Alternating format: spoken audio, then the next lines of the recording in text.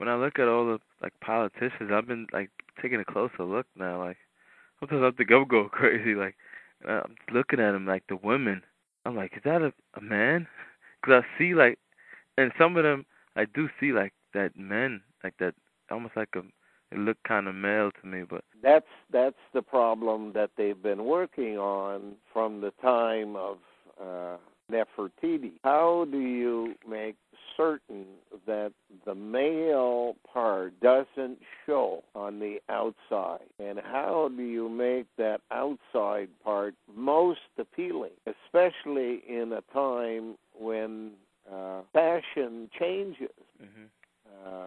At one time, fat women were considered beautiful.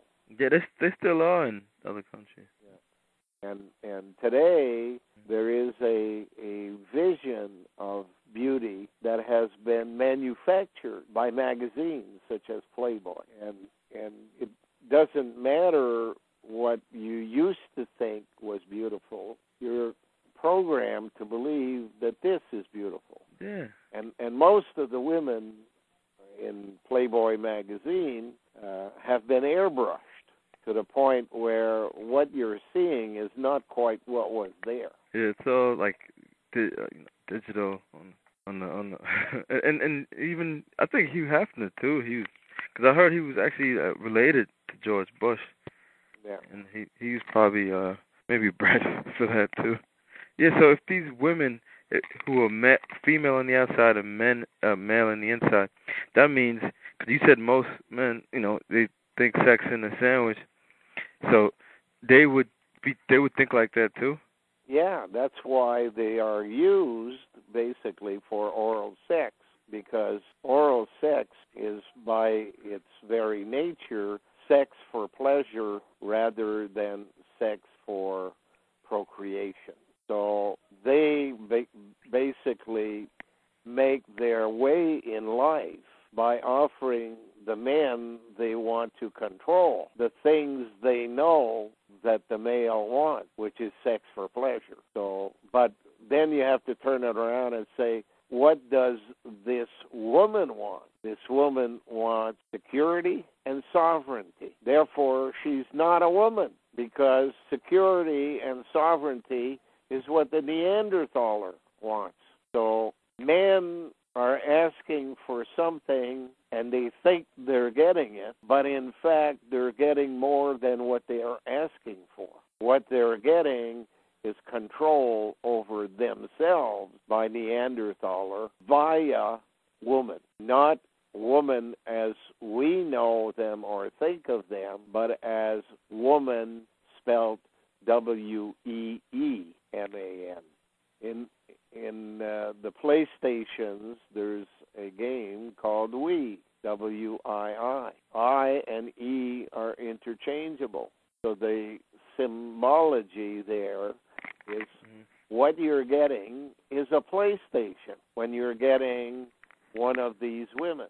But she has a goal different from yours. She wants to dominate you and take all the money. And she thinks she's doing it for herself. But in fact, she's putting it in banks so that the Neanderthaler has better access than she does. And he steals it regularly in events called credit crunch or bad investments. I see that with, I know I have a friend, a girlfriend, and I've been thinking of, like, how she thinks, man, like, just dominates the guy. Yeah. Like, and it's so insidious how just because she's, the opposite sex and she gives him sex or whatever, he won't do anything. Yeah. He just take it, and that's the whole game. How does a Neanderthaler with no power of its own, physical power, take command of a situation from a clan mother? Step 1, divide gender. Step 2, create marriage. Oh, wow. Step 3, offer prostitution.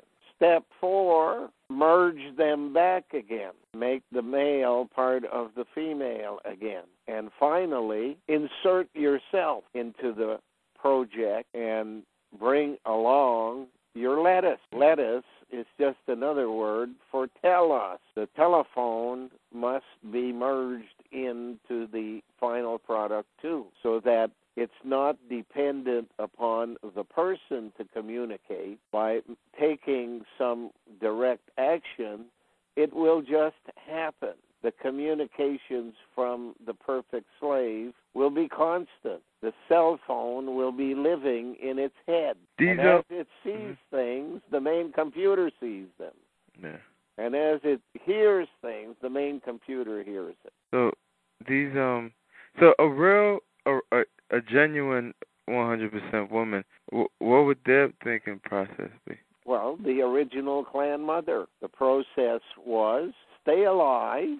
Second in line was clone yourself so that as you age, you will be replaced. And third, during the time that you're living with the children, make sure that if there is a defect among the children, that it doesn't affect the welfare of the entire group. So you become a kind of a politician and judge of the daily activities of the members of the clan. And if need be, the person who takes action to weed out those things that would be injurious to the clan. So if you have a member of the clan who is constantly harassing and doing things that hinder the welfare of the clan,